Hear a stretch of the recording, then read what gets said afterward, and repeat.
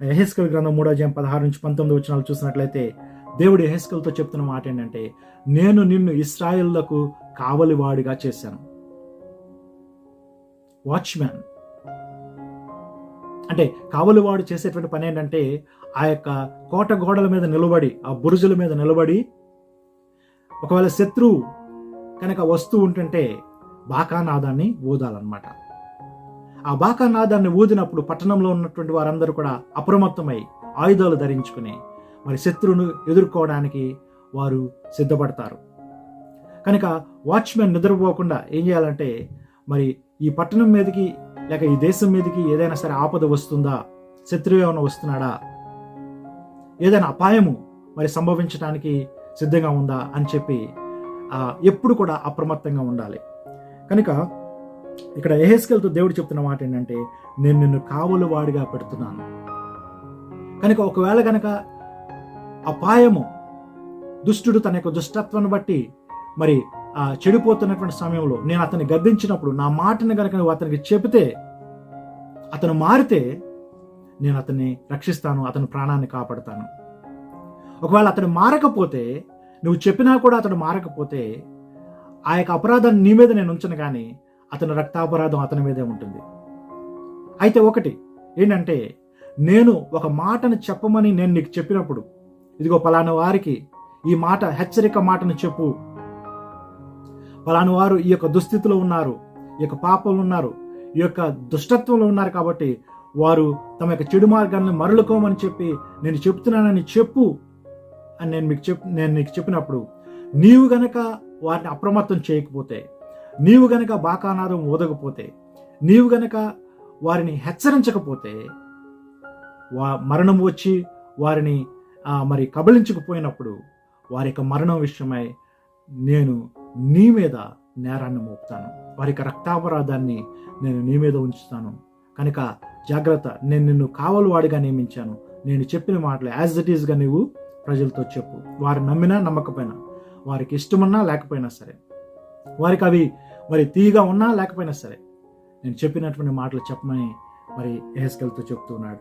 క్రీస్తునందు ప్రియమైనటువంటి దేవుని బిడ్డలారా, మనము ఎప్పుడైతే నూతన హృదయం, దేవుడిచ్చేటువంటి నూతన హృదయాన్ని మనం కలిగి ఉంటామో, దేవుడు మనకిచ్చేటువంటి ఆ పిలుపు మనకు అర్థమవుతుంది.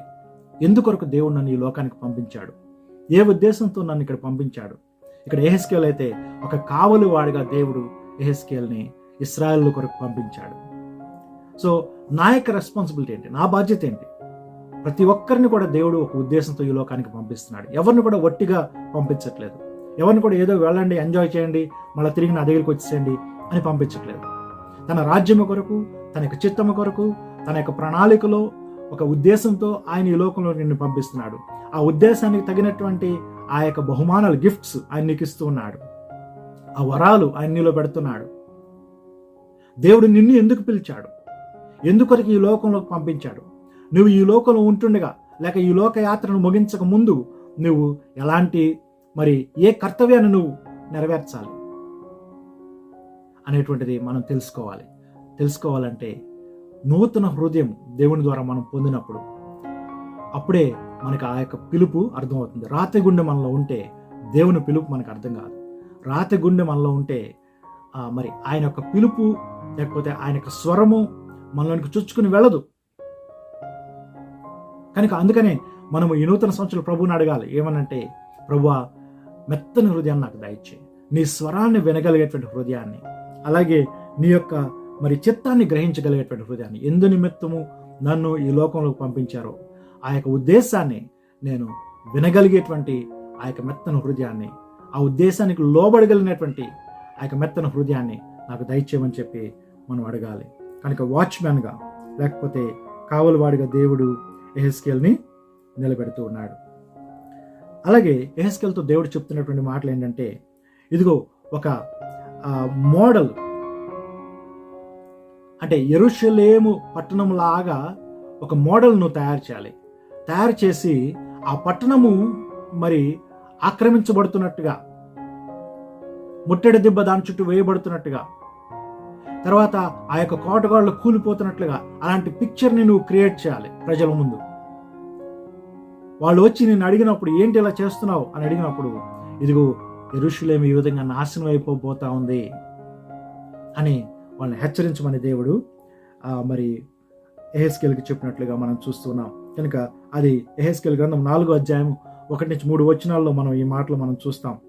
ఒక యెరూషలేము లాంటి ఒక నమూనాను తయారు చేసి దాని చుట్టూ మరి ముట్టడి దెబ్బ కట్టినట్టుగా మరి నమూనా, తర్వాత దాని కోటగోడలు మరి పగిలిపోతున్నట్లుగా ఆయన ఆ యొక్క నమూనాను అక్కడ క్రియేట్ చేసి ప్రజలకు ఆ విధంగా మరి రాబోయేటువంటి ఆ యొక్క ఉగ్రతను గురించినటువంటి ఆ తీర్పును గురించినటువంటి వార్తను చెప్పమని దేవుడు చెప్తూ ఉన్నాడు. అంతేకాకుండా మరి దేవుడు యెహెజ్కేలుకి ఇంకేం చెప్పాడంటే, నీవు నీ ఎడమ వైపున 390 రోజులు నువ్వు పడుకోవాలి, అంటే ఒకే వైపు పడుకోవాలి. ఎందుకనంటే దాని అర్థం ఏంటంటే, మరి ఇశ్రాయేలు 10 గోత్రాలు ఉన్నారు కదా ఇశ్రాయేలీలు, ఆ ఇశ్రాయేలీల యొక్క పాపాన్ని నువ్వు మోస్తున్నావు అనమాట. ఈ 390 రోజులు అంటే 390 సంవత్సరాలకి సాదృశ్యం. కనుక మరి 390 రోజులు ఎడమ వైపునే నువ్వు పడుకో. ప్రజలు నిన్ను అడిగినప్పుడు ఇదిగో ఇది ఇశ్రాయేల్ యొక్క పాపము అని నువ్వు చెప్పాలి. ఆ తర్వాత 40 రోజులు కుడివైపున పడుకో, అది యోధా వారి యొక్క పాపము. సో 390 + 40 మనం చూస్తే 430. అంటే దాదాపుగా మరి యెరూషలేము దేవాలయం కట్టబడిన దగ్గర నుంచి కూడా, కట్టబడినటువంటి కొన్ని సంవత్సరాల తర్వాత నుంచి కూడా ఇశ్రాయేలీయులు మరి పాపంలో పడిపోయారు. సొలొమోను రాజు పాపంలో పడిపోయాడు. సొలొమోను ద్వారా ఇశ్రాయేలు కూడా మరి పాపంలో పడిపోయారు. సో ఈ సంవత్సరాలన్నిటినీ వారు పాపము మరి చేయటం ప్రారంభించి దేవునికి విరోధమైనటువంటి కార్యాలు చేస్తున్నటువంటి ఈ సంవత్సరాలన్నిటికీ మరి దానికి రుజువుగా, లేకపోతే దానికి చిహ్నంగా, ఒక సైన్గా, ఒక గుర్తుగా నీవు ఇశ్రాయేలుల యొక్క పాపల నిమిత్తమై 390 రోజులు ఎడమవైపున పడుకో, మరి యోధా వారి యొక్క పాపం నిమిత్తమై 40 రోజులు నీవు కుడివైపున పడుకోమని చెప్పి దేవుడు మరి యెహెజ్కేలుకి చెప్తూ ఉన్నాడు. క్రీస్తునందు ప్రియ దేవుని బిడ్డలారా, ప్రవక్త యొక్క జీవితం అంటే అంత తేలికగా ఉండదండి. చాలా కష్టం. దేవుడు చెప్తూ ఉంటాడు, ప్రజలు వినరు. మధ్యలో ప్రవక్త నలిగిపోతూ ఉంటాడు. అంతేకాకుండా ఇంకొక విషాదకరమైనటువంటి విషయం కూడా ప్రవక్త యొక్క జీవితంలో జరిగింది. యెహెజ్కేలు యొక్క ప్రవక్త యొక్క జీవితంలో జరిగింది. యెహెజ్కేలు గ్రంథం 24వ అధ్యాయం 15-22 వచనాలు మనం చూసినట్లయితే తన యొక్క భార్య చనిపోతుంది. యెహెజ్కేలు యొక్క భార్య సడన్గా చనిపోతుంది అనమాట. చనిపోయినప్పుడు దేవుడు యెహెజ్కేలుతో చెప్తాడు, నువ్వు గట్టిగా ఏడవడానికి వీల్లేదు, గట్టిగా విలపించడానికి వీల్లేదు, మరి విలాప దినాలు ప్రకటించడానికి వీల్లేదు. అదేంటి నాయనా? మరి ప్రజలు వచ్చి అడుగుతారు ఏంటంటే, యెహెజ్కేలు ఏంటి నీ భార్య చనిపోయినా నువ్వు ఏడవట్లేదు, లోపలే మరి ఉంటున్నావు అని చెప్పేసి అంటే, అప్పుడు చెప్పాలి ఏమనంటే, యెరూషలేము ఒక దినాన మరి పడిపోతా ఉంది, నాశనం అయిపోతా ఉంది. నాశనం అయిపోయినప్పుడు ఇదిగో ఆ యెరూషలేములో ఉండేటువంటి వారికి ఆ నాశనం ఎంత గొప్పగా ఉండబోతుందంటే, యెరూషలేములో ఉండేటువంటి వారికి ఏడ్చే అంత టైం కూడా ఉండదు. ఆ విలాప దినాలు అంటే 7 రోజులు విలాప దినాలు గడుపుతారు యూదుల లెక్క ప్రకారంగా. ఆ యొక్క విలాప దినాలు గడిపేటువంటి సమయం కూడా ఉండకుండా అంత విపరీతమైనటువంటి ఘోరమైనటువంటి నాశనం జరగబోతా ఉంది. దేవుని వైపునకు మీరు తిరగండి అని చెప్పేసి యెహెజ్కేలు మరి వారికి ఇశ్రాయేలుకి ఆయన హెచ్చరిక చేస్తూ ఉంటాడు.